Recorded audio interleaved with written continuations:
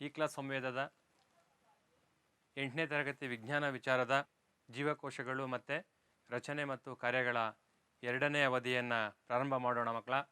ನೀವು ನೋಟ್ ಪುಸ್ತಕ ಮತ್ತು ಪೆನ್ನು ಹಿಡ್ಕೊಂಡು ರೆಡಿ ಇದ್ದೀರಾ ಅಂತ ಭಾವಿಸ್ತಾ ನಾವು ತರಗತಿಯನ್ನು ಪ್ರಾರಂಭ ಮಾಡೋಣ. ಇಂದಿನ ತರಗತಿಯಲ್ಲಿ ಜೀವಕೋಶದ ರಚನೆ ಮತ್ತು ಕಾರ್ಯ, ಜೀವಕೋಶದ ಭಾಗಗಳು, ಕೋಶ ಪೊರೆ, ಕೋಶ ದ್ರವ್ಯ, ಕೋಶ ಕೇಂದ್ರ, ಸಸ್ಯ ಮತ್ತು ಪ್ರಾಣಿ ಜೀವಕೋಶಗಳಿಗೆ ಇರ್ತಕ್ಕಂಥ ಹೋಲಿಕೆಗಳು ಏನು ಅಂತಕ್ಕಂಥದ್ದನ್ನು ಸಂಪೂರ್ಣವಾಗಿ ಅರ್ಥ ಮಾಡ್ಕೊಳ್ಳೋಣ ಮಕ್ಕಳ. ಇಲ್ಲಿ ಜೀವಕೋಶದ ರಚನೆ ಮತ್ತು ಕಾರ್ಯ. ಕಳೆದ ತರಗತಿಯಲ್ಲಿ ನಾವು ಈಗಾಗಲೇ ತಿಳ್ಕೊಂಡಿದ್ದೀವಿ, ಸಜೀವಿಗಳ ರಚನಾತ್ಮಕ ಮತ್ತು ಕಾರ್ಯಾತ್ಮಕ ಘಟಕ ಜೀವಕೋಶ ಅಂತ. ಈ ಬಹುಕೋಶೀಯ ಜೀವಿಗಳಲ್ಲಿ ಅನೇಕ ಜೀವಕೋಶಗಳು ಒಟ್ಟುಗೂಡಿ ಅಂಗಗಳನ್ನು ನಿರ್ಮಾಣ ಮಾಡ್ಕೊಳ್ತಾವೆ. ಈ ಅನೇಕ ಅಂಗಗಳು ಸೇರಿಕೊಂಡು ಅಂಗ ವ್ಯೂಹ ಮಾರ್ಪಾಡಾಗತ್ತೆ. ಉದಾಹರಣೆಗೆ ಮನುಷ್ಯನಲ್ಲಿರ್ತಕ್ಕಂಥ ಜೀರ್ಣಾಂಗ ವ್ಯೂಹ. ಜೀರ್ಣಾಂಗ ವ್ಯೂಹದ ಪ್ರತಿಯೊಂದು ಅಂಗ ಜೀರ್ಣಕ್ರಿಯೆಯಲ್ಲಿ ಭಾಗಿಯಾಗತ್ತೆ. ಭಾಗಿಯಾಗಿ ಆಹಾರವನ್ನು ಜೀರ್ಣ ಮಾಡುತ್ತೆ. ಅದ ನಂತರ ಜೀರ್ಣವಾಗಿರ್ತಕ್ಕಂಥ ಆಹಾರವನ್ನು ದ್ರವರೂಪಕ್ಕೆ ತಂದು ನಂತರ ಹೀರ್ಕೊಳ್ತಕ್ಕಂಥ ಕೆಲಸವನ್ನು ಮಾಡುತ್ತೆ. ಅದೇ ರೀತಿ ಸಸ್ಯಗಳಲ್ಲೂ ಕೂಡ ವಿಭಿನ್ನ ಅಂಗಗಳು ಒಂದು ನಿರ್ದಿಷ್ಟವಾಗಿರ್ತಕ್ಕಂಥ ಅಥವಾ ವಿಶಿಷ್ಟವಾಗಿರ್ತಕ್ಕಂಥ ಕಾರ್ಯಗಳನ್ನು ನಿರ್ವಹಣೆ ಮಾಡ್ತವೆ. ಸಸ್ಯಗಳಲ್ಲೂ ಸಹ ವಿಭಿನ್ನ ಅಂಗಗಳು ನಿರ್ದಿಷ್ಟ ಕಾರ್ಯಗಳನ್ನು ನಿರ್ವಹಿಸುತ್ತವೆ. ಉದಾಹರಣೆಗೆ ಎಲೆಗಳು ಸೂರ್ಯನ ಬೆಳಕನ್ನು, ಬೇರುಗಳು ನೀರು ಮತ್ತು ಖನಿಜಗಳನ್ನು ಹೀರಿಕೊಳ್ಳುತ್ತವೆ. ಅದೇ ರೀತಿ ಇಲ್ಲಿ ನೋಡಿ, ಒಂದು ಸಸ್ಯದ ಕಾಂಡ ಏನಿದೆ, ಆ ಕಾಂಡ ಅಂತಕ್ಕಂಥದ್ದು ರೆಂಬೆಗಳಿಗೆ, ಕೊಂಬೆಗಳಿಗೆ ಮತ್ತು ಕವಲುಗಳಿಗೆ ಆಧಾರವನ್ನು ನೀಡ್ತಕ್ಕಂಥ ಕೆಲಸವನ್ನು ಮಾಡುತ್ತೆ. ಅದೇ ಥರ ಈ ಹೂ ಬಿಡ್ತಾ ಇರ್ತಕ್ಕಂಥ ಸಸ್ಯಗಳಲ್ಲಿ ಹೂ ಅಂತಕ್ಕಂಥದ್ದು ಸಂತಾನೋತ್ಪತ್ತಿಯ ರಚನೆಯಾಗಿ ಕಾರ್ಯವನ್ನು ನಿರ್ವಹಣೆ ಮಾಡ್ತಾ ಇದೆ. ಅದೇ ಥರ ಮುಂದುವರಿದು ಸಸ್ಯಗಳಲ್ಲಿ ಎಲೆಗಳೇನಿದ್ದಾವೆ, ಆ ಸಸ್ಯಗಳಲ್ಲಿರ್ತಕ್ಕಂಥ ಎಲೆಗಳು ತಮ್ಮ ಆಹಾರವನ್ನು ತಾವೇ ತಯಾರು ಮಾಡ್ಕೊಳ್ತಕ್ಕಂಥ ಕೆಲಸವನ್ನು ಮಾಡ್ತವೆ.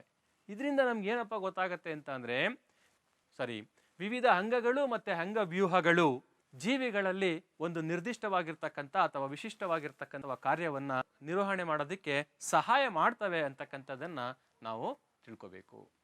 ದ್ಯುತಿ ಸಂಶ್ಲೇಷಣೆಯು ಹಸಿರು ಸಸ್ಯಗಳಲ್ಲಿ ನಡೆಯುವ ಒಂದು ಗಮನಾರ್ಹ ಪ್ರಕ್ರಿಯೆಯಾಗಿದ್ದು, ಸೂರ್ಯನ ಬೆಳಕು ಮತ್ತು ನೀರನ್ನು ಹೀರಿಕೊಂಡು ಸಸ್ಯಗಳು ತಮ್ಮ ಎಲೆಗಳಲ್ಲಿರುವ ಪತ್ರರಂಧ್ರದ ಸಹಾಯದಿಂದ ವಾತಾವರಣದಲ್ಲಿರುವ ಇಂಗಾಲದ ಡೈಆಕ್ಸೈಡನ್ನು ಹೀರಿಕೊಳ್ಳುತ್ತವೆ ಮತ್ತು ಎಲೆಗಳಲ್ಲಿರುವ ಪತ್ರ ಹರಿತ್ತಿನ ಸಹಯೋಗದೊಂದಿಗೆ ಸೂರ್ಯನ ಬೆಳಕಿನ ಶಕ್ತಿ, ನೀರು ಮತ್ತು ಇಂಗಾಲದ ಡೈಆಕ್ಸೈಡನ್ನು ಬಳಸಿಕೊಂಡು ಕಾರ್ಬೋಹೈಡ್ರೇಟ್ ಉತ್ಪತ್ತಿಯಾಗುತ್ತದೆ ಮತ್ತು ಉಪ ಉತ್ಪನ್ನ ಆಕ್ಸಿಜನ್ ಬಿಡುಗಡೆಯಾಗುತ್ತದೆ. ಮುಂದುವರೆದು ಜೀವಕೋಶದ ಭಾಗಗಳನ್ನು ನಾವು ಅರ್ಥ ಮಾಡ್ಕೋಬೇಕು. ಒಂದು ಜೀವಕೋಶ ಅಂತಕ್ಕಂಥದ್ದು ಅತಿ ಮುಖ್ಯವಾಗಿ 3 ಘಟಕಗಳಿಂದ ಮಾಡಲ್ಪಟ್ಟಿದೆ. ಆ ಮೊದಲನೇ ಘಟಕವನ್ನು ನಾವು ಕೋಶ ಪೊರೆ ಅಂತ ಕರಿತೀವಿ, ಎರಡನೇದು ಕೋಶ ದ್ರವ್ಯ ಅಂತ ಕರೀತಾರೆ, ಮೂರನೇದೇನಿದೆ ಅದನ್ನು ಕೋಶ ಕೇಂದ್ರ ಅಂತ ಕರಿತೀವಿ. ಜೀವಕೋಶದಲ್ಲಿರ್ತಕ್ಕಂಥ ಕೋಶ ದ್ರವ್ಯ ಅಂತಕ್ಕಂಥದ್ದು ಮತ್ತು ಕೋಶ ಕೇಂದ್ರ ಅಂತಕ್ಕಂಥದ್ದು ಪ್ಲಾಸ್ಮಾ ಮೆಂಬ್ರೇನ್ ಅಂತಕ್ಕಂಥ ಒಂದು ಪೊರೆಯಿಂದ ಆವೃತ ಆಗಿದೆ. ಈ ಕೋಶ ಪೊರೆ ಅಂತಕ್ಕಂಥದ್ದು ಜೀವಕೋಶಗಳನ್ನು ಪರಸ್ಪರ ಪ್ರತ್ಯೇಕಿಸುತ್ತದೆ ಮತ್ತು ಜೀವಕೋಶಗಳನ್ನು ತಮ್ಮ ಸುತ್ತಮುತ್ತಲಿನ ಮಾಧ್ಯಮದಿಂದಲೂ ಕೂಡ ಪ್ರತ್ಯೇಕ ಮಾಡೋದಕ್ಕೆ ಸಹಾಯ ಮಾಡುತ್ತೆ. ಅದ್ರ ಜೊತೆಗೆ ನೀವಿಲ್ಲೇನು ನೋಡ್ತಾ ಇದ್ದೀರಿ, ಈ ಕೋಶಪೊರೆ ಅಂತಕ್ಕಂಥದ್ದು ಅನೇಕ ಸೂಕ್ಷ್ಮ ರಂಧ್ರಗಳಿಂದ ಮಾಡಲ್ಪಟ್ಟಿರುತ್ತೆ. ಪ್ಲಾಸ್ಮಾ ಪೊರೆಯು ಅನೇಕ ಸಣ್ಣ ಸಣ್ಣ ರಂಧ್ರಗಳಿಂದ ಮಾಡಲ್ಪಟ್ಟಿದ್ದು, ವಸ್ತುಗಳನ್ನು ಅಥವಾ ಪದಾರ್ಥಗಳನ್ನು ಒಳಗಡೆಯಿಂದ ಹೊರಗಡೆಗೂ ಮತ್ತು ಹೊರಗಡೆಯಿಂದ ಒಳಗಡೆಗೂ ಹರಿಯಲು ಸಹಾಯ ಮಾಡುತ್ತದೆ. ಆದ್ದರಿಂದ ಪ್ಲಾಸ್ಮಾ ಪೊರೆಯನ್ನು ಅರೆಪಾರಗಮ್ಯ ಪೊರೆ ಎಂದು ಕರೆಯುತ್ತಾರೆ.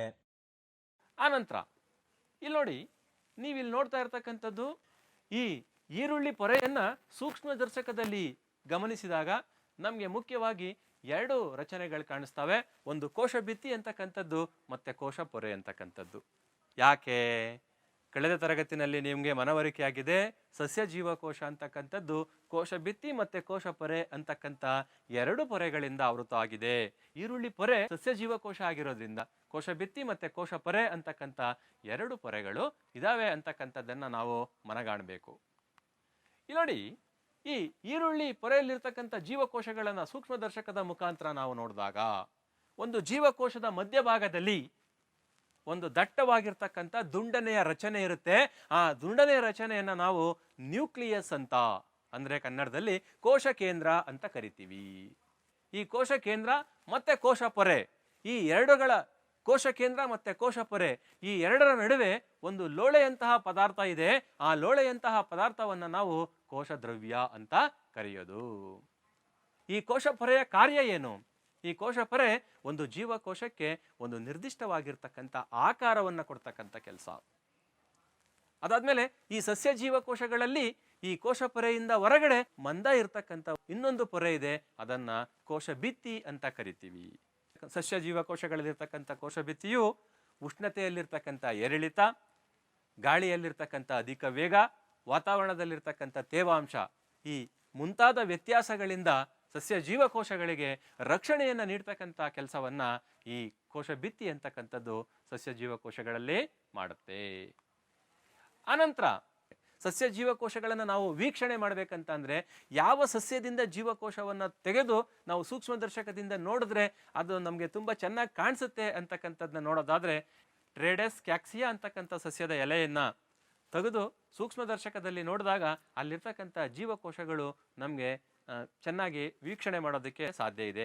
ಅದೇ ರೀತಿ ಎಲೋಡಿಯಾ ಅಂತಕ್ಕಂಥ ಸಸ್ಯದಿಂದ, ರಿಯೋ ಡಿಸ್ಕಲರೀಸ್ ಅಂತಕ್ಕಂಥ ಸಸ್ಯದ ಎಲೆಗಳಿಂದ ಜೀವಕೋಶಗಳನ್ನು ವೀಕ್ಷಣೆ ಮಾಡದ್ದೇ ಆದಲ್ಲಿ ನಾವು ಸುಲಭವಾಗಿ ಈ ಸಸ್ಯ ಜೀವಕೋಶಗಳನ್ನ ಪ್ರಯೋಗಶಾಲೆಯಲ್ಲಿ ವೀಕ್ಷಣೆ ಮಾಡೋದಕ್ಕೆ ಸಾಧ್ಯ ಆಗತ್ತೆ ಅಂತಕ್ಕಂಥದ್ದನ್ನ ನಾವು ಅರ್ಥ ಮಾಡ್ಕೋಬಹುದು.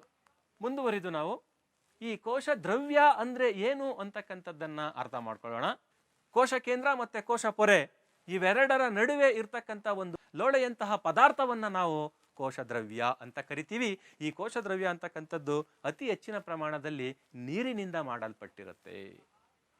ಈ ಕೋಶ ದ್ರವ್ಯ ಏನಿದೆ, ಈ ಕೋಶ ದ್ರವ್ಯದೊಳಗೆ ಜೀವಕೋಶದ ಅನೇಕ ಘಟಕಗಳು ಅಥವಾ ಕಣದಂಗಗಳಿದಾವೆ. ಆ ಕಣದಂಗಗಳು ಯಾವ್ಯಾವಪ್ಪ ಅಂದ್ರೆ, ಉದಾಹರಣೆಗೆ ಮೈಟೋಕಾಂಡ್ರಿಯಾ ಅಂತಕ್ಕಂಥದ್ದು ಗೊತ್ತಿದೆ ನಮಗೆ. ಮೈಟೋಕಾಂಡ್ರಿಯಾವನ್ನ ಜೀವಕೋಶದ ಶಕ್ತಿ ಉತ್ಪಾದನಾ ಕೇಂದ್ರ ಅಂತ ಕರಿತೀವಿ. ಯಾಕಪ್ಪ ಅಂತಂದ್ರೆ ಈ ಜೀವಕೋಶಗಳಿಗೆ ಅಥವಾ ಜೀವಿಗಳಿಗೆ ಬೇಕಾಗಿರ್ತಕ್ಕಂಥ ಶಕ್ತಿಯನ್ನು ಉತ್ಪತ್ತಿ ಮಾಡ್ತಾ ಇರ್ತಕ್ಕಂಥದ್ದೇ ಮೈಟೋಕಾಂಡ್ರಿಯಾ. ಅದೇ ತರ ಗಾಲ್ಗಿ ಸಂಕೀರ್ಣ ಅಂತಕ್ಕಂಥದ್ದು, ನೆಕ್ಸ್ಟ್ ರೈಬೋಸೋಮ್ಗಳು, ಈ ಎಲ್ಲ ಕಣದಂಗಗಳು ಜೀವಕೋಶದ ಕೋಶ ದ್ರವ್ಯದಲ್ಲಿ ಇದಾವೆ ಅಂತಕ್ಕಂಥದ್ದನ್ನ ನೀವು ತಿಳ್ಕೊಬೇಕಾಗತ್ತೆ.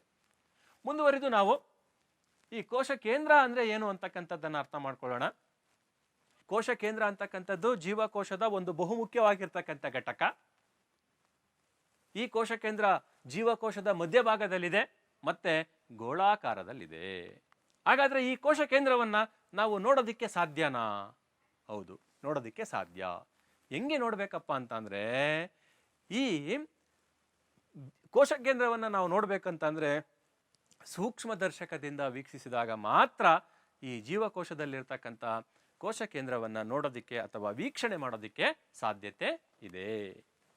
ಈ ನೋಡಿ, ಈ ಕೋಶ ಕೇಂದ್ರ ಅಂತಕ್ಕಂಥದ್ದು ಕೂಡ ಒಂದು ಕೋಶ ಕೇಂದ್ರ ಪೊರೆಯಿಂದ ಆವೃತವಾಗಿದೆ. ಈ ಕೋಶ ಕೇಂದ್ರ ಪೊರೆ ಕೋಶ ದ್ರವ್ಯದಿಂದ ಈ ಕೋಶ ಕೇಂದ್ರವನ್ನ ಪ್ರತ್ಯೇಕ ಮಾಡೋದಿಕ್ಕೆ ಅಥವಾ ಬೇರ್ಪಡಿಸೋದಿಕ್ಕೆ ಸಹಾಯ ಮಾಡುತ್ತೆ ಅಂತಕ್ಕಂಥದ್ದನ್ನ ತಿಳ್ಕೊಳ್ಳಿ. ನೆಕ್ಸ್ಟ್, ಈ ಕೋಶ ಕೇಂದ್ರ ಪೊರೆ ಏನಿದೆ, ಈ ಕೋಶ ಕೇಂದ್ರ ಪೊರೆನಲ್ಲಿ ಅನೇಕ ಸಣ್ಣ ಸಣ್ಣದಾಗಿರ್ತಕ್ಕಂಥ ರಂಧ್ರಗಳಿದಾವೆ. ಆ ರಂಧ್ರಗಳನ್ನ ನಾವು ಕೋಶ ಕೇಂದ್ರ ರಂಧ್ರಗಳು ಅಥವಾ ಸೂಕ್ಷ್ಮ ರಂಧ್ರಗಳು ಅಂತ ಕರಿತೀವಿ. ಈ ಸೂಕ್ಷ್ಮ ರಂಧ್ರಗಳು ಏನ್ ಮಾಡ್ತಾವಪ್ಪ ಅಂತಂದ್ರೆ ಕೋಶ ದ್ರವ್ಯದಲ್ಲಿರ್ತಕ್ಕಂಥ ಪದಾರ್ಥಗಳನ್ನ ಕೋಶ ಕೇಂದ್ರದೊಳಗೆ ಹೋಗೋದಕ್ಕೆ ಮತ್ತೆ ಕೋಶ ಕೇಂದ್ರದಲ್ಲಿರ್ತಕ್ಕಂಥ ಯಾವುದೇ ವಸ್ತುಗಳನ್ನ ಕೋಶ ದ್ರವ್ಯದೊಳಗಡೆ ಬಿಡೋದಿಕ್ಕೆ ಸಹಾಯ ಮಾಡ್ತವೆ. ಆನಂತರ ಉನ್ನತವಾಗಿರ್ತಕ್ಕಂಥ ವರ್ಧನ ಸಾಮರ್ಥ್ಯವುಳ್ಳ ಸೂಕ್ಷ್ಮದರ್ಶಕದಿಂದ ನಾವು ಕೋಶ ಕೇಂದ್ರವನ್ನು ವೀಕ್ಷಣೆ ಮಾಡಿದಾಗ ಆ ಕೋಶ ಕೇಂದ್ರದ ಒಳಗೆ ಒಂದು ಗೋಳಾಕಾರದಲ್ಲಿರ್ತಕ್ಕಂಥ ರಚನೆ ಇರುತ್ತೆ. ಆ ಗೋಳಾಕಾರದ ರಚನೆಯನ್ನು ನಾವು ಕಿರುಕೋಶ ಕೇಂದ್ರ ಅಂತ ಕರಿತೀವಿ. ಈ ಕೋಶ ಕೇಂದ್ರ ಏನಿದೆ, ಈ ಕೋಶ ಕೇಂದ್ರದಲ್ಲಿ ಕಿರುಕೋಶ ಕೇಂದ್ರದ ಜೊತೆಗೆ ಅನೇಕ ದಾರದಂತ ಇರ್ತಕ್ಕಂಥ ರಚನೆಗಳನ್ನು ನಾವು ನೋಡ್ಬೋದು. ಆ ದಾರದಂತ ಇರ್ತಕ್ಕಂಥ ರಚನೆಗಳನ್ನು ನಾವು ವರ್ಣತಂತುಗಳು ಅಂತ ಕರಿತೀವಿ. ಜೀವಕೋಶವು ಜೀವಿಗಳ ಕಾರ್ಯಾತ್ಮಕ ಮತ್ತು ರಚನಾತ್ಮಕ ಘಟಕವಾಗಿದ್ದು, ಜೀವಕೋಶದಲ್ಲಿ ನ್ಯೂಕ್ಲಿಯಸ್ ಇರುತ್ತದೆ. ನ್ಯೂಕ್ಲಿಯಸ್ನ ಒಳಗಡೆ ವರ್ಣತಂತುಗಳಿದ್ದು, ವರ್ಣತಂತುಗಳ ಮೇಲೆ ಗುಣಾಣುಗಳು ಅಥವಾ ಡಿಎನ್ಎಗಳು ಜೋಡಿಸಲ್ಪಟ್ಟಿರುತ್ತವೆ. ಈ ಡಿಎನ್ಎಗಳು ಜೀವಿಗಳ ಜೈವಿಕ ಲಕ್ಷಣಗಳನ್ನು ನಿರ್ಧಾರ ಮಾಡುತ್ತಿದ್ದು, ಸಂತಾನೋತ್ಪತ್ತಿಯ ಸಂದರ್ಭದಲ್ಲಿ ಒಂದು ಪೀಳಿಗೆಯಿಂದ ಇನ್ನೊಂದು ಪೀಳಿಗೆಗೆ ವರ್ಗಾವಣೆಯಾಗುತ್ತವೆ. ಈ ವರ್ಣತಂತುಗಳ ಮೇಲೆ ವಂಶವಾಹಿಗಳಿದಾವೆ, ಡಿಎನ್ಎಗಳು ಅಂತ ಕರಿತೀವಿ. ಈ ವಂಶವಾಹಿಗಳು ತಂದೆ ತಾಯಿಗಳಿಂದ ತಮ್ಮ ಮಕ್ಕಳಿಗೆ ಈ ಅನುವಂಶೀಯ ಲಕ್ಷಣಗಳನ್ನು ವರ್ಗಾವಣೆ ಮಾಡೋದಕ್ಕೆ ಸಹಾಯವನ್ನು ಮಾಡ್ತವೆ. ಅದಕ್ಕೋಸ್ಕರ ಈ ವರ್ಣತಂತುಗಳನ್ನು ನಾವು ಅನುವಂಶೀಯತೆಯ ವಾಹಕಗಳು ಅಂತ ಕರಿತೀವಿ. ವರ್ಣತಂತುಗಳನ್ನು ನಾವು ನೋಡಕ್ ಸಾಧ್ಯ ಆಗೋದು ಯಾವಾಗಪ್ಪ ಅಂತ ಅಂದ್ರೆ ಈ ಜೀವಕೋಶಗಳು ಕೋಶ ವಿಭಜನೆ ಆಗ್ತಾ ಇರ್ತಕ್ಕಂಥ ಸಂದರ್ಭದಲ್ಲಿ. ಹಂಗಂದ್ರೆ ಈಗ ಕೋಶ ಕೇಂದ್ರದ ಕೆಲಸ ಏನು ಅಂತಾಯ್ತು? ಕೋಶ ಕೇಂದ್ರದಲ್ಲಿರ್ತಕ್ಕಂಥ ವರ್ಣತಂತುಗಳು ಅನುವಂಶೀಯತೆಯ ಲಕ್ಷಣಗಳನ್ನ ಒಂದು ಪೀಳಿಗೆಯಿಂದ ಇನ್ನೊಂದು ಪೀಳಿಗೆಗೆ ವರ್ಗಾವಣೆ ಮಾಡ್ತವೆ ಅಂತಕ್ಕಂಥದ್ದಾಯ್ತು. ಅದ್ರ ಜೊತೆಗೆ ಈ ಕೋಶ ಕೇಂದ್ರ ಅಂತಕ್ಕಂಥದ್ದು ಜೀವಕೋಶದಲ್ಲಿ ನಡೀತಾ ಇರ್ತಕ್ಕಂಥ ಎಲ್ಲಾ ಚಟುವಟಿಕೆಗಳನ್ನ ನಿಯಂತ್ರಣ ಮಾಡ್ತಾ ಇದೆ. ಹಂಗಾಗಿ ಈ ಕೋಶ ಕೇಂದ್ರವನ್ನ ಜೀವಕೋಶದ ನಿಯಂತ್ರಕ ಕೇಂದ್ರ ಅಂತ ಕೂಡ ಕರಿತೀವಿ.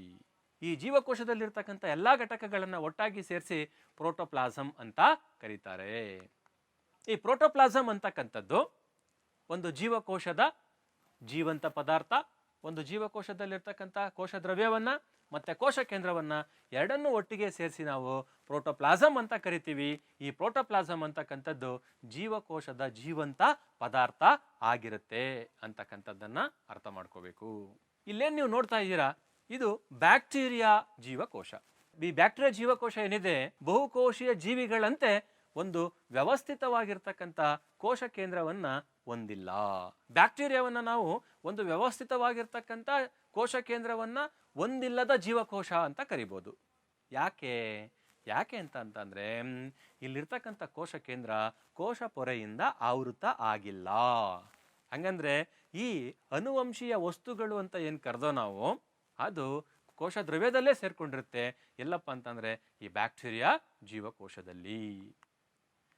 ಅದೇ ತರ ಈ ಕೋಶ ಕೇಂದ್ರ ಪೊರೆ ಇಲ್ಲದ ಕೋಶ ಕೇಂದ್ರ ಹೊಂದಿರತಕ್ಕಂಥ ಜೀವಕೋಶಗಳೇನಿದಾವೆ, ಅಂತಹ ಜೀವಕೋಶಗಳನ್ನ ನಾವು ಪ್ರೋಕ್ಯಾರಿಯೋಟಿಕ್ ಜೀವಕೋಶಗಳು ಅಂತ ಕರಿತೀವಿ. ಈ ರೀತಿ ಪ್ರೋಕ್ಯಾರಿಯೋಟಿಕ್ ಜೀವಕೋಶಗಳನ್ನ ಹೊಂದಿರತಕ್ಕಂಥ ಜೀವಿಗಳನ್ನ ನಾವು ಪ್ರೋಕ್ಯಾರಿಯೋಟಿಕ್ ಜೀವಿಗಳು ಅಂತ ಕರಿತೀವಿ. ಉದಾಹರಣೆಗೆ ಬ್ಯಾಕ್ಟೀರಿಯಾ ಅಂತಕ್ಕಂಥದ್ದು ನೀವಿಲ್ಲೇನು ಚಿತ್ರದಲ್ಲಿ ನೋಡ್ತಾ ಇದ್ದೀರಲ್ವಾ, ಈ ನೀಲಿ ಹಸಿರು ಶೈವಲ ಅಂತಕ್ಕಂಥದ್ದು ಈ ಜೀವಿಗಳ ಕೋಶ ಕೇಂದ್ರದ ಸುತ್ತ ಕೋಶ ಪೊರೆ ಇಲ್ಲ. ಹಂಗಾಗಿ ಇಲ್ಲಿರ್ತಕ್ಕಂಥ ಜೀವಕೋಶ ಪ್ರೋಕ್ಯಾರಿಯೋಟಿಕ್ ಜೀವಕೋಶ. ಇಂತಹ ಜೀವಿಗಳು ಪ್ರೋಕ್ಯಾರಿಯೋಟಿಕ್ ಜೀವಿಗಳು ಆಗಿರ್ತವೆ. ನಾವು ಮುಂದುವರೆದು ಯೂಕ್ಯಾರಿಯೋಟಿಕ್ ಜೀವಿಗಳು ಅಂದ್ರೆ ಏನು? ಈ ಯೂಕ್ಯಾರಿಯೋಟಿಕ್ ಜೀವಿಗಳನ್ನ ಅಥವಾ ಯೂಕ್ಯಾರಿಯೋಟಿಕ್ ಜೀವಕೋಶಗಳನ್ನ ಅರ್ಥ ಮಾಡ್ಕೋಬೇಕಂದ್ರೆ ನಾವು ಈರುಳ್ಳಿಯ ಜೀವಕೋಶಗಳು ಇಲ್ಲ ಅಂತಂದ್ರೆ ಕೆನ್ನೆಯ ಒಳಗಡೆ ಇರ್ತಕ್ಕಂಥ ಜೀವಕೋಶಗಳನ್ನ ನಾವು ತೆಗೆದು ಸೂಕ್ಷ್ಮದರ್ಶಕದ ಮುಖಾಂತರ ವೀಕ್ಷಣೆ ಮಾಡಿದಾಗ ಅಂತಹ ಜೀವಕೋಶಗಳು ವ್ಯವಸ್ಥಿತವಾಗಿರ್ತಕ್ಕಂಥ ಕೋಶ ಕೇಂದ್ರವನ್ನ ಹೊಂದಿದವೆ. ವ್ಯವಸ್ಥಿತವಾಗಿರ್ತಕ್ಕಂಥ ಕೋಶ ಕೇಂದ್ರ ಹೊಂದಿದೆ ಅಂದ್ರೆ ಅರ್ಥ ಕೋಶ ಕೇಂದ್ರದ ಸುತ್ತ ಒಂದು ಕೋಶ ಪೊರೆ ಇದೆ. ಯಾವ ಜೀವಕೋಶದ ಕೋಶ ಕೇಂದ್ರದಲ್ಲಿ ಕೋಶ ಪೊರೆ ಇರುತ್ತೋ ಅಂತಹ ಜೀವಕೋಶವನ್ನು ನಾವು ಯೂಕ್ಯಾರಿಯೋಟಿಕ್ ಜೀವಕೋಶ ಅಂತ ಕರಿತೀವಿ. ಯಾವ ಜೀವಿಗಳು ಯೂಕ್ಯಾರಿಯೋಟಿಕ್ ಜೀವಕೋಶಗಳನ್ನು ಹೊಂದಿದಾವೋ ಅಂತಹ ಜೀವಿಗಳನ್ನು ಯೂಕ್ಯಾರಿಯೋಟಿಕ್ ಜೀವಿಗಳು ಅಂತ ಕರಿತೀವಿ. ಎಲ್ಲ ಉನ್ನತವಾಗಿರ್ತಕ್ಕಂಥ ಜೀವಿಗಳು ಸಾಮಾನ್ಯವಾಗಿ ಯೂಕ್ಯಾರಿಯೋಟಿಕ್ ಜೀವಿಗಳಾಗಿರ್ತವೆ, ಯೂಕ್ಯಾರಿಯೋಟಿಕ್ ಜೀವಕೋಶಗಳನ್ನ ಹೊಂದಿರ್ತವೆ. ಸೂಕ್ಷ್ಮದರ್ಶಕದಲ್ಲಿ ಈರುಳ್ಳಿ ಜೀವಕೋಶಗಳನ್ನ ವೀಕ್ಷಣೆ ಮಾಡಿದಾಗ ಆ ಕೋಶ ದ್ರವ್ಯದಲ್ಲಿ ಒಂದು ದೊಡ್ಡದಾಗಿರ್ತಕ್ಕಂಥ ರಸದಾನಿ ಇರುತ್ತೆ. ಅದೇ ತರ ಈ ಕೆನ್ನೆಯ ಒಳಗೋಡೆನಲ್ಲಿರ್ತಕ್ಕಂಥ ಜೀವಕೋಶಗಳನ್ನು ತೆಗೆದು ಸೂಕ್ಷ್ಮದರ್ಶಕದಲ್ಲಿ ವೀಕ್ಷಣೆ ಮಾಡಿದಾಗ ಅದರಲ್ಲಿ ಅನೇಕ ಸಣ್ಣ ಸಣ್ಣ ರಸದಾನಿಗಳಿರ್ತವೆ. ಇಲ್ಲೊಂದು ಪದ ಬಂದಿದೆ, ರಸದಾನಿ. ರಸದಾನಿಯಲ್ಲಿ ನೀರು ಮತ್ತೆ ಅನೇಕ ರಾಸಾಯನಿಕ ಪದಾರ್ಥಗಳು ತುಂಬಿಕೊಂಡಿರ್ತವೆ. ನೀವು ಈರುಳ್ಳಿಯನ್ನ ಗಮನಿಸಿದಾಗ ಏನಾಯ್ತು, ಅಲ್ಲಿ ಒಂದೇ ಒಂದು ರಸದಾನಿ ಇತ್ತು. ಅದೇ ಕೆನ್ನೆಯ ಜೀವಕೋಶಗಳನ್ನ ಗಮನಿಸಿದಾಗ ಏನಾಯ್ತು, ಅನೇಕ ರಸದಾನಿಗಳಿದ್ದು. ಅಂದ್ರೆ ಅರ್ಥ ಇಷ್ಟೇ, ಸಸ್ಯದ ಒಂದು ಜೀವಕೋಶವನ್ನ ನೋಡಿದ್ರೆ ಅದರಲ್ಲಿ ಒಂದೇ ಒಂದು ದೊಡ್ಡದಾಗಿರ್ತಕ್ಕಂಥ ರಸದಾನಿ, ಅದೇ ಪ್ರಾಣಿ ಜೀವಕೋಶಗಳನ್ನ ನೋಡಿದ್ರೆ ಸಣ್ಣ ಸಣ್ಣ ಇರ್ತಕ್ಕಂಥ ಅನೇಕ ರಸದಾನಿಗಳು ಇರ್ತವೆ ಅಂತಕ್ಕಂಥದ್ದನ್ನ ಅರ್ಥ ಮಾಡ್ಕೋಬೇಕು. ಇಲ್ಲಿ ನೀವು ನೋಡ್ತಾ ಇರ್ತಕ್ಕಂಥದ್ದು ಸಸ್ಯ ಜೀವಕೋಶ. ಈ ಸಸ್ಯ ಜೀವಕೋಶಗಳಲ್ಲಿ ರಸದಾನಿಗಳು ದೊಡ್ಡದಾಗಿರ್ತವೆ. ಇಲ್ಲಿ ಕಾಣಿಸ್ತಾ ಇದೆ, ಅತ್ಯಂತ ದೊಡ್ಡದಾಗಿರ್ತಕ್ಕಂಥ ಒಂದು ರಸದಾನಿ ಸಸ್ಯ ಜೀವಕೋಶದಲ್ಲಿ. ಅದೇ ರೀತಿ ನೀವು ಪ್ರಾಣಿ ಜೀವಕೋಶವನ್ನು ನೋಡಿದಾಗ ರಸದಾನಿಗಳು ಅತ್ಯಂತ ಸಣ್ಣ ಸಣ್ಣ ಗಾತ್ರದಲ್ಲಿ ಇರ್ತವೆ. ಇಲ್ಲಿ ಟ್ರೇಡಸ್ಕ್ಯಾನ್ಸಿಯಾ ಅಂತಕ್ಕಂಥ ಒಂದು ಸಸ್ಯದ ಎಲೆಯಲ್ಲಿರ್ತಕ್ಕಂಥ ಜೀವಕೋಶಗಳನ್ನ ನಾವು ಸೂಕ್ಷ್ಮದರ್ಶಕದಲ್ಲಿ ನೋಡಿದಾಗ ಆ ಜೀವಕೋಶದ ಕೋಶ ದ್ರವ್ಯದಲ್ಲಿ ಬಣ್ಣ ಬಣ್ಣದ ಅನೇಕ ರಚನೆಗಳಿದಾವೆ. ಇಲ್ಲಿ ಟ್ರೇಡಸ್ಕ್ಯಾನ್ಸಿಯಾ ಅನ್ನೋದಕ್ಕಿಂತ ಎಲ್ಲಾ ಹಸಿರು ಸಸ್ಯಗಳ ಜೀವಕೋಶದ ಕೋಶ ದ್ರವ್ಯದಲ್ಲಿ ಅನೇಕ ಸಣ್ಣ ಸಣ್ಣ ರಚನೆಗಳಿದಾವೆ. ಆ ಸಣ್ಣ ರಚನೆಗಳನ್ನ ನಾವೇನಂತ ಕರಿತೀವಪ್ಪ ಅಂದ್ರೆ ಪ್ಲಾಸ್ಟಿಡ್ಗಳು ಅಂತ ಕರಿತೀವಿ. ಇಲ್ಲಿ ನೀವು ಕಾಣ್ತಾ ಇರ್ತಕ್ಕಂಥ ಚಿತ್ರ ಆ ಪ್ಲಾಸ್ಟಿಡ್ದೇ ಚಿತ್ರಗಳು. ಈ ಕೋಶ ದ್ರವ್ಯದಲ್ಲಿರ್ತಕ್ಕಂಥ ಪ್ಲಾಸ್ಟಿಡ್ಗಳೇನಿದಾವೆ, ಆ ಪ್ಲಾಸ್ಟಿಡ್ ಅಲ್ಲಿ ಹಸಿರು ಬಣ್ಣದಿಂದ ಮಾಡಲ್ಪಟ್ಟಿರ್ತಕ್ಕಂಥ, ಹಸಿರು ವರ್ಣಕದಿಂದ ಮಾಡಲ್ಪಟ್ಟಿರ್ತಕ್ಕಂಥ ಪತ್ರ ಅರಿತಿರುತ್ತೆ. ಹಸಿರು ವರ್ಣಕಗಳನ್ನು ಹೊಂದಿರತಕ್ಕಂಥ ಪ್ಲಾಸ್ಟಿಡ್ಗಳನ್ನು ನಾವು ಕ್ಲೋರೋಪ್ಲಾಸ್ಟ್ಗಳು ಅಂತ ಕರಿತೀವಿ. ಈ ಕ್ಲೋರೋಪ್ಲಾಸ್ಟ್ಗಳೇನಿದಾವೆ, ಈ ಕ್ಲೋರೋಪ್ಲಾಸ್ಟ್ಗಳು ಎಲೆಗಳಿಗೆ, ಸಾಮಾನ್ಯವಾಗಿ ಎಲೆಗಳಲ್ಲಿ ಹಸಿರು ಬಣ್ಣವನ್ನು ಕೊಡ್ತಕ್ಕಂಥ ಕೆಲಸವನ್ನ, ಅನಂತರ ದ್ಯುತಿಸಂಶ್ಲೇಷಣೆ ಅಂತಕ್ಕಂಥ ಒಂದು ಕ್ರಿಯೆಯಲ್ಲಿ ಭಾಗಿಯಾಗಿ ಸಸ್ಯಗಳಿಗೆ ಬೇಕಾಗಿರ್ತಕ್ಕಂಥ ಆಹಾರ ಪದಾರ್ಥಗಳನ್ನು ಉತ್ಪತ್ತಿ ಮಾಡೋದಕ್ಕೆ ಸಹಾಯವನ್ನ ಮಾಡುತ್ತೆ. ಇಲ್ಲಿ ನಾವು ಮುಂದುವರೆದು ಸಸ್ಯ ಮತ್ತೆ ಪ್ರಾಣಿ ಜೀವಕೋಶಗಳಿಗೆ ಇರ್ತಕ್ಕಂಥ ಹೋಲಿಕೆಗಳನ್ನ ಗಮನಿಸೋಣ. ಇವಾಗ ನೀವಿಲ್ಲಿ ನೋಡ್ತಾ ಇರ್ತಕ್ಕಂಥದ್ದೊಂದು ಸಸ್ಯ ಜೀವಕೋಶ, ಇದು ಪ್ರಾಣಿ ಜೀವಕೋಶ. ಹಾಗಾದ್ರೆ ಈ ಸಸ್ಯ ಜೀವಕೋಶ ಮತ್ತೆ ಪ್ರಾಣಿ ಜೀವಕೋಶಗಳಿಗೆ ಇರ್ತಕ್ಕಂಥ ಹೋಲಿಕೆಗಳು ಏನು ಅಂತಕ್ಕಂಥದ್ದು ಇಲ್ಲಿ ನೋಡಿ ಕಾಣಿಸ್ತಾ ಇದೆ. ಈ ಜೀವಕೋಶಗಳು ಅನೇಕ ಭಾಗಗಳನ್ನು ಒಳಗೊಂಡಿದ್ದಾವೆ. ಉದಾಹರಣೆಗೆ ಕೋಶಪೊರೆ ಅಂತಕ್ಕಂಥದ್ದು ಸಸ್ಯ ಜೀವಕೋಶದಲ್ಲೂ ಇರುತ್ತೆ, ಪ್ರಾಣಿ ಜೀವಕೋಶದಲ್ಲೂ ಇರುತ್ತೆ. ಕೋಶ ಭಿತ್ತಿ ಸಸ್ಯ ಜೀವಕೋಶದಲ್ಲಿ ಇದೆ, ಪ್ರಾಣಿ ಜೀವಕೋಶದಲ್ಲಿ ಇಲ್ಲ. ಕೋಶ ಕೇಂದ್ರ ಅಂತಕ್ಕಂಥದ್ದು ಸಸ್ಯ ಮತ್ತೆ ಪ್ರಾಣಿ ಎರಡೂ ಜೀವಕೋಶಗಳಲ್ಲಿರುತ್ತೆ. ಕೋಶ ಕೇಂದ್ರ ಪೊರೆ ಅಂತಕ್ಕಂಥದ್ದು ಸಸ್ಯ ಜೀವಕೋಶದಲ್ಲಿ ಇದೆ ಮತ್ತೆ ಪ್ರಾಣಿ ಜೀವಕೋಶದಲ್ಲಿ ಇದೆ. ಅಂದ್ರೆ ಅರ್ಥ ಏನು, ಸಸ್ಯ ಮತ್ತೆ ಪ್ರಾಣಿಗಳೇನಿದೆ, ಉನ್ನತವಾಗಿರ್ತಕ್ಕಂಥ ಸಸ್ಯಗಳು ಮತ್ತೆ ಪ್ರಾಣಿಗಳೇನಿದಾವೆ ಅವು ಯೂಕ್ಯಾರಿಯೋಟಿಕ್ ಜೀವಿಗಳೇ ಆಗಿರ್ತವೆ. ಕೋಶ ದ್ರವ್ಯ ಅಂತಕ್ಕಂಥದ್ದು ಎರಡು ಜೀವಕೋಶಗಳಲ್ಲಿದೆ. ನೋಡಿ, ಪ್ಲಾಸ್ಟಿಡ್ ಅಂತಕ್ಕಂಥದ್ದು ಏನಾಗಿದೆ, ಪ್ಲಾಸ್ಟಿಡ್ ಅಂತಕ್ಕಂಥದ್ದು ಸಸ್ಯ ಜೀವಕೋಶದಲ್ಲಿದೆ, ಸಸ್ಯಗಳ ಆಹಾರವನ್ನು ತಯಾರು ಮಾಡ್ಕೊಳ್ಳೋದಕ್ಕೆ ಸಹಾಯ ಮಾಡುತ್ತೆ. ಅದೇ ಪ್ಲಾಸ್ಟಿಡ್ಗಳು ಪ್ರಾಣಿ ಜೀವಕೋಶಗಳಲ್ಲಿ ಇಲ್ಲ. ರಸದಾನಿಗೆ ಬನ್ನಿ, ಸಸ್ಯ ಜೀವಕೋಶಗಳಲ್ಲಿ ಒಂದು ದೊಡ್ಡದಾಗಿರ್ತಕ್ಕಂಥ ರಸದಾನಿ ಇರುತ್ತೆ, ಪ್ರಾಣಿ ಜೀವಕೋಶಗಳಲ್ಲಿ ಅನೇಕ ಸಣ್ಣ ಸಣ್ಣ ರಸದಾನಿಗಳು ಇರ್ತವೆ.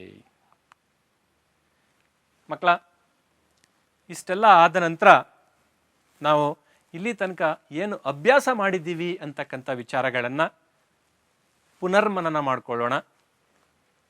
ಪ್ರಶ್ನೆಗಳಿಗೆ ಉತ್ತರಗಳನ್ನು ಹುಡ್ಕೊಂಡು ನಾವು ಏನು ಇಲ್ಲಿ ತನಕ ಅಭ್ಯಾಸ ಮಾಡಿದ್ದೀವಿ ಆ ಎಲ್ಲ ವಿಚಾರಗಳನ್ನು ಇನ್ನೊಮ್ಮೆ ಜ್ಞಾಪಕ ಮಾಡ್ಕೊಳ್ತಕ್ಕಂಥ, ಪುನರ್ಮನನ ಮಾಡ್ಕೊಳ್ತಕ್ಕಂಥ ಕೆಲಸವನ್ನು ಮಾಡೋಣ. ಇಲ್ಲೊಂದು ಪ್ರಶ್ನೆ ಕಾಣಿಸ್ತಾ ಇದೆ ನಿಮಗೆ. ಕೋಶ ಕೇಂದ್ರ ಪೊರೆ ಇಲ್ಲದ ಕೋಶ ಕೇಂದ್ರವನ್ನು ಹೊಂದಿರುವ ಜೀವಕೋಶವನ್ನು ಏನಂತ ಕರೀತಾರೆ? ಅದನ್ನು ಯೂಕ್ಯಾರಿಯೋಟಿಕ್ ಜೀವಕೋಶ ಅಂತ ಕರೀತಾರಾ, ಪ್ರೊಕ್ಯಾರಿಯೋಟಿಕ್ ಜೀವಕೋಶ ಅಂತ ಕರೀತಾರಾ, ಸಸ್ಯ ಜೀವಕೋಶ ಅಂತ ಕರೀತಾರಾ, ಇಲ್ಲಾಂದ್ರೆ ಪ್ರಾಣಿ ಜೀವಕೋಶ ಅಂತ ಕರೀತಾರಾ? ನೀವು ಪಾಠ ಕೇಳಿದಿರಲ್ವ, ನೀವು ನಿಮ್ಮ ಉತ್ತರ ಏನಿದೆ, ನೀವೇನು ಬರೆದಿದ್ದೀರಿ ಅಂತ ನಾವೊಂದ್ಸತಿ ಚೆಕ್ ಮಾಡೋಣ. ನೋಡಿ ಏನಿದೆ, ಕೋಶ ಕೇಂದ್ರ ಪೊರೆ ಇಲ್ಲದ ಕೋಶ ಕೇಂದ್ರವನ್ನು ಹೊಂದಿರತಕ್ಕಂಥ ಜೀವಕೋಶವನ್ನು ನಾವು ಪ್ರೊಕ್ಯಾರಿಯೋಟಿಕ್ ಜೀವಕೋಶ ಅಂತ ಕರಿತೀವಿ. ಹಾಗಂದ್ರೆ ಕೋಶ ಕೇಂದ್ರ ಪೊರೆ ಇರ್ತಕ್ಕಂಥ ಕೋಶ ಕೇಂದ್ರ ಇರ್ತಕ್ಕಂಥ ಜೀವಕೋಶವನ್ನು ಯೂಕ್ಯಾರಿಯೋಟಿಕ್ ಜೀವಕೋಶ ಅಂತ ಕರೀತಾರೆ. ನಿಮ್ಮ ಎರಡನೇ ಪ್ರಶ್ನೆ ಬರ್ತಾ ಇದೆ, ಜೀವಕೋಶದ ಚಟುವಟಿಕೆಗಳ ನಿಯಂತ್ರಕ ಯಾವುದು ಅಂತಕ್ಕಂಥದ್ದು. ಇಲ್ಲಿ ನಿಮಗೆ 4 ಉತ್ತರಗಳನ್ನು ಕೊಟ್ಟಿದ್ದೀನಿ. ಮೊದಲನೇ ಉತ್ತರ ರೈಬೋಸೋಮ್ ಅಂತಕ್ಕಂಥದ್ದು, ಎರಡನೇದು ಗಾಲ್ಗಿ ಸಂಕೀರ್ಣ ಅಂತಕ್ಕಂಥದ್ದು, ಮೂರನೇದು ಕ್ಲೋರೋಪ್ಲಾಸ್ಟ್ ಅಂತ ಕರೀತಾರೆ, ನಾಲ್ಕನೇದನ್ನ ಕೋಶ ಕೇಂದ್ರ ಅಂತ ಕರಿತೀವಿ. ಈ 4 ಉತ್ತರಗಳಲ್ಲಿ ಸರಿಯಾಗಿರ್ತಕ್ಕಂಥ ಉತ್ತರ ಯಾವುದು? ಯಾವುದನ್ನು ನಾವು ಜೀವಕೋಶದ ಚಟುವಟಿಕೆಗಳ ನಿಯಂತ್ರಕ ಅಂತ ಕರೀತಾರೆ? ನೋಡೋಣ. ಹಂಗಂದ್ರೆ ನೀವು ಉತ್ತರ ಏನು ಬರ್ದಿದ್ದೀರಿ? ಹೌದು, ಸರಿಯಾಗಿರ್ತಕ್ಕಂಥ ಉತ್ತರ ಏನಪ್ಪ ಅಂತಂದರೆ ಕೋಶ ಕೇಂದ್ರ. ನಾನು ನಿಮ್ಗೆ ಈಗಾಗಲೇ ಹೇಳಿದ್ದೀನಿ, ಈ ಕೋಶ ಕೇಂದ್ರ ಅಂತಕ್ಕಂಥದ್ದು ಜೀವಕೋಶದಲ್ಲಿ ನಡೀತಾ ಇರ್ತಕ್ಕಂಥ ಎಲ್ಲ ಚಟುವಟಿಕೆಗಳನ್ನು ನಿಯಂತ್ರಣ ಮಾಡ್ತಾ ಇದೆ. ಹಾಗಾಗಿ ಕೋಶ ಕೇಂದ್ರವನ್ನು ಜೀವಕೋಶದ ಚಟುವಟಿಕೆಗಳ ನಿಯಂತ್ರಕ ಅಂತ ಕರೀತಾರೆ. ನಿಮ್ಮ ಮುಂದಿನ ಪ್ರಶ್ನೆ ಹಿಂಗಿದೆ, ಜೀವಕೋಶದ ಜೀವಂತ ಪದಾರ್ಥ ಯಾವುದು ಅಂತಕ್ಕಂಥದ್ದು. ಈ 4 ಉತ್ತರಗಳಲ್ಲಿ ಸರಿಯಾಗಿರ್ತಕ್ಕಂಥ ಉತ್ತರವನ್ನು ನೀವು ಗುರುತಿಸ್ತೀರಾ ಅಂತ ಅಂದ್ಕೊಂಡಿದ್ದೀನಿ. ಯಾವುದು ಜೀವಕೋಶದ ಜೀವಂತ ಪದಾರ್ಥ? ನಿಮ್ಮ ಮೊದಲನೇ ಉತ್ತರ ಕೋಶ ಭಿತ್ತಿ ಅಂತ ಇದೆ, ಎರಡನೇ ಉತ್ತರ ರಸದಾನಿ ಅಂತ ಇದೆ, ಮೂರನೇ ಉತ್ತರ ಪ್ರೋಟೋಪ್ಲಾಸಮ್ ಅಂತ ಇದೆ, ನಾಲ್ಕನೇ ಉತ್ತರ ಸೈಟೋಪ್ಲಾಸಮ್ ಅಂತ ಇದೆ. ಹಾಗಂದ್ರೆ ಸರಿಯಾಗಿರ್ತಕ್ಕಂಥ ಉತ್ತರ ಯಾವುದು? ನೀವು ಯಾವುದು ಗುರುತಿಸಿದ್ದೀರಾ? ಸರಿ ಉತ್ತರ ನೋಡೋಣ. ನೋಡಿ, ಹೌದು, ಪ್ರೋಟೋಪ್ಲಾಸಮ್ ಅಂತಕ್ಕಂಥದ್ದು ಒಂದು ಜೀವಕೋಶದ ಜೀವಂತ ಪದಾರ್ಥ. ನಾನು ನಿಮ್ಗೆ ಅವಾಗಲೇ ಹೇಳಿದೆ, ಒಂದು ಜೀವಕೋಶದಲ್ಲಿರ್ತಕ್ಕಂಥ ಕೋಶ ದ್ರವ್ಯ ಮತ್ತು ಕೋಶ ಕೇಂದ್ರ ಎರಡನ್ನ ಒಟ್ಟಾಗಿ ಸೇರಿಸಿ ನಾವು ಪ್ರೋಟೋಪ್ಲಾಸಮ್ ಅಂತ ಕರಿತೀವಿ. ಆ ಪ್ರೋಟೋಪ್ಲಾಸಮ್ ಅಂತಕ್ಕಂಥದ್ದು ಒಂದು ಜೀವಕೋಶದ ಜೀವಂತ ಘಟಕ ಆಗಿರುತ್ತೆ ಅಂತಕ್ಕಂಥದ್ದನ್ನು ನಾವು ಈಗಾಗಲೇ ಅಭ್ಯಾಸ ಮಾಡಿದ್ದೀವಿ. ನಿಮ್ಮ 4ನೇ ಪ್ರಶ್ನೆ ನೋಡಿ, ಈ ಥರ ಇದೆ, ಎಲೆಗಳಿಗೆ ಹಸಿರು ಬಣ್ಣವನ್ನು ಕೊಡ್ತಾ ಇರ್ತಕ್ಕಂಥ ವರ್ಣಕ ಯಾವುದು ಅಂತಕ್ಕಂಥದ್ದು. ಮೊದಲನೇದು ಕ್ಲೋರೋಪ್ಲಾಸ್ಟ್ ಅಂತ ಇದೆ, ಎರಡನೇದು ಕ್ರೋಮೋಪ್ಲಾಸ್ಟ್ ಅಂತ ಇದೆ, ಮೂರನೇದು ಕ್ಸಾಂಥೋಫಿಲ್ ಅಂತ ಇದೆ, ನಾಲ್ಕನೇದು ಕೆರಾಟಿನಾಯ್ಡ್ಸ್ ಅಂತ ಇದೆ. ಹೌದಾ? ಈಗಾಗಲೇ ನೀವು ಪಾಠ ಕೇಳ್ಕೊಂಡಿದ್ದೀರಾ. ಹಾಗಂದರೆ ಈ 4 ಉತ್ತರಗಳಲ್ಲಿ ಸರಿಯಾಗಿರ್ತಕ್ಕಂಥ ಉತ್ತರ ಯಾವುದು? ನೀವೇನು ಬರ್ಕೊಂಡಿದ್ದೀರಾ ನಿಮ್ಮ ಪುಸ್ತಕದಲ್ಲಿ? ಏನು ಬರ್ದಿರ್ತೀರಾ ಅಂತ ನೋಡೋಣ. ನೋಡಿ, ನೀವೇನು ಬರ್ದಿರ್ತೀರಾ ಅಂದರೆ ಕ್ಲೋರೋಪ್ಲಾಸ್ಟ್ ಅಂತ ಬರ್ದಿರ್ತೀರಾ.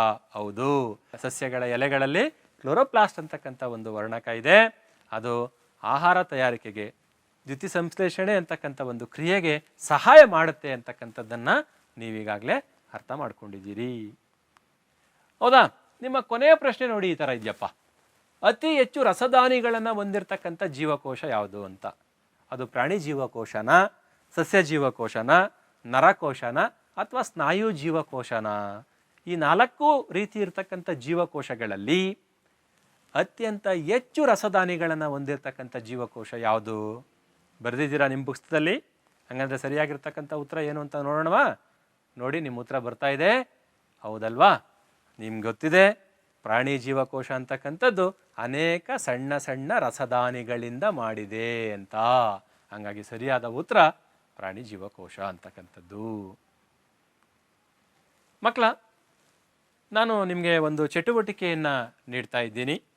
ನಿಮ್ಮ ವಿಜ್ಞಾನ ಶಿಕ್ಷಕರ ಸಹಾಯದಿಂದ ಈರುಳ್ಳಿಯ ಗುಲಾಬಿ ಬಣ್ಣದ ಪದರಗಳನ್ನು ತೆಗೆದು ನೀರಿನ ಹನಿ ಇರ್ತಕ್ಕಂಥ ಒಂದು ಗಾಜಿನ ಸ್ಲೈಡ್ ಮೇಲೆ ಹಾಕಿ ಅದಕ್ಕೆ ಒಂದು ಹನಿ ಮೆಥಿಲೀನ್ ನೀಲಿ ದ್ರಾವಣವನ್ನು ಸೇರಿಸಿ ಗಾಳಿ ಗುಳ್ಳೆಗಳು ಬರದೇ ಇರೋ ರೀತಿ ಅದರ ಮೇಲೆ ಒಂದು ಕವರ್ ಸ್ಲಿಪ್ಪನ್ನು ಹಾಕಿ ಸೂಕ್ಷ್ಮದರ್ಶಕದ ಸಹಾಯದಿಂದ ಜೀವಕೋಶದ ಘಟಕಗಳನ್ನು ವೀಕ್ಷಣೆ ಮಾಡಿ ಚಿತ್ರಗಳನ್ನು ಬರೆದು ಭಾಗಗಳನ್ನು ಗುರುತಿಸಿ.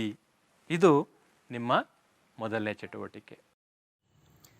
ಆತ್ಮೀಯ ವಿದ್ಯಾರ್ಥಿಗಳೇ, ಈರುಳ್ಳಿ ಪೊರೆಯಲ್ಲಿನ ಜೀವಕೋಶಗಳನ್ನು ಸೂಕ್ಷ್ಮದರ್ಶಕದ ಸಹಾಯದಿಂದ ವೀಕ್ಷಣೆ ಮಾಡುವ ವಿಧಾನವನ್ನು ತಿಳಿಯೋಣ. ಮೊದಲಿಗೆ ಈರುಳ್ಳಿಯ ತೆಳುವಾದ ಎಪಿಡರ್ಮಿಸ್ ಪೊರೆಯನ್ನು ಒಂದು ಗಾಜಿನ ಸ್ಲೈಡ್ ಮೇಲೆ ಇರಿಸಿ ಅದಕ್ಕೆ 2 ರಿಂದ 3 ಹನಿ ಸ್ಯಾಫ್ರನಿನ್ ದ್ರಾವಣವನ್ನು ಸೇರಿಸಬೇಕು. ಆನಂತರ ಹೆಚ್ಚಿನ ಸ್ಯಾಫ್ರನಿನ್ ದ್ರಾವಣವನ್ನು ನೀರಿನ ಹನಿ ಬೆರೆಸುವುದರ ಮೂಲಕ ತೆಗೆದು ಅದಕ್ಕೆ ಗಾಳಿಗುಳ್ಳೆಗಳು ಸೇರದಂತೆ ಕವರ್ ಸ್ಲಿಪ್ ಹಾಕಿದ ನಂತರ ಈರುಳ್ಳಿಯ ಜೀವಕೋಶಗಳನ್ನು ಸೂಕ್ಷ್ಮದರ್ಶಕದಲ್ಲಿ ವೀಕ್ಷಿಸಿದಾಗ ಜೀವಕೋಶಗಳು ಈ ರೀತಿಯಾಗಿ ಕಾಣುತ್ತವೆ. ನಿಮ್ಮ ಎರಡನೇ ಚಟುವಟಿಕೆ ಈ ರೀತಿ ಇದೆ. ಒಂದು ಕಿವಿಯ ಮಗ್ಗು, ಬಡ್ಸ್ ಅಂತ ಇಯರ್ ಬಡ್ಸ್ ಅಂತ ಏನು ಕರಿತೀವಿ, ಆ ಇಯರ್ ಬಡ್ಸ್ನ ಸಹಾಯದಿಂದ ನಿಮ್ಮ ಕೆನ್ನೆಯ ಒಳಭಾಗವನ್ನು ಕೆರೆದು ಅದನ್ನು ಒಂದು ಗಾಜಿನ ಸ್ಲೈಡ್ ಮೇಲೆ ಹಾಕಿ ಅದಕ್ಕೆ ಒಂದು ಅಯೋಡಿನ್ ಹನಿ ಮತ್ತು ಮಿಥಿಲಿನ್ ನೀಲಿ ದ್ರಾವಣವನ್ನು ಸೇರಿಸಿ ಜೀವಕೋಶಗಳನ್ನು ಸೂಕ್ಷ್ಮದರ್ಶಕದ ಸಹಾಯದಿಂದ ವೀಕ್ಷಣೆ ಮಾಡಿ ಚಿತ್ರವನ್ನು ಬರೆದು ಭಾಗಗಳನ್ನು ಗುರುತಿಸಿ ಅಂತಕ್ಕಂಥದ್ದು ನಿಮ್ಮ ಎರಡನೇ ಚಟುವಟಿಕೆ. ಮಕ್ಕಳ, ಈಗ ನಾನು ನಿಮಗೆ ಒಂದು ಮನೆಗೆಲಸ ನೀಡ್ತಾ ಇರ್ತಕ್ಕಂಥ ಸಮಯ. ನಿಮಗೆ ಒಂದಷ್ಟು ಪ್ರಶ್ನೆಗಳನ್ನು ಕೊಡ್ತಾ ಇದ್ದೀನಿ ಮನೆಗೆಲಸಕ್ಕೋಸ್ಕರ. ಈ ಪ್ರಶ್ನೆಗಳಿಗೆ ಉತ್ತರವನ್ನು ಬರೆದು ನಿಮ್ಮ ಶಿಕ್ಷಕರಿಗೆ ತೋರಿಸ್ತೀರಾ ಅಂತಕ್ಕಂಥ ಒಂದು ಆಶಯವನ್ನು ಇಟ್ಕೊಂಡು ಇಲ್ಲಿ ಪ್ರಶ್ನೆಗಳು ಕಾಣಿಸ್ತಾ ಇದ್ದಾವೆ, ಬರ್ಕೊಳ್ಳಿ. ನಿಮ್ಮ ಮೊದಲನೇ ಪ್ರಶ್ನೆ ಏನಪ್ಪ ಅಂತಂದರೆ, ಸಸ್ಯಗಳಲ್ಲಿ ಖನಿಜಗಳ ಹೀರುವಿಕೆಗೆ ಸಹಾಯ ಮಾಡ್ತಾ ಇರ್ತಕ್ಕಂಥ ಅಂಗ ಯಾವುದು ಅಂತಕ್ಕಂಥದ್ದು.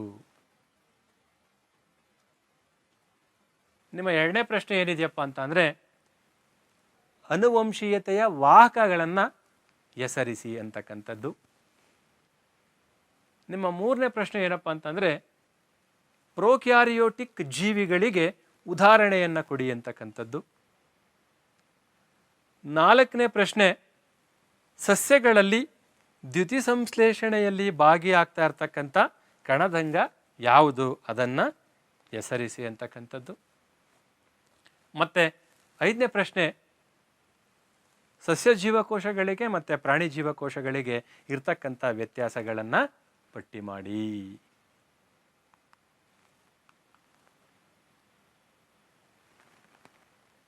ಪ್ರೀತಿಯ ಮಕ್ಕಳೇ, ಇಲ್ಲಿ ತನಕ ನಾನು ನಿಮ್ಮ ಜೊತೆ ವಿಚಾರಗಳನ್ನು ವಿನಿಮಯ ಮಾಡಿಕೊಂಡಿದ್ದು ಶಿವರಾಮ್ ಸರ್ಕಾರಿ ಪ್ರೌಢಶಾಲೆ, ಮುನಿಯಪ್ಪನದೊಡ್ಡಿ, ಚನ್ನಪಟ್ಟಣ ತಾಲೂಕು, ರಾಮನಗರ ಜಿಲ್ಲೆ. ಎಲ್ರಿಗೂ ನಮಸ್ಕಾರ.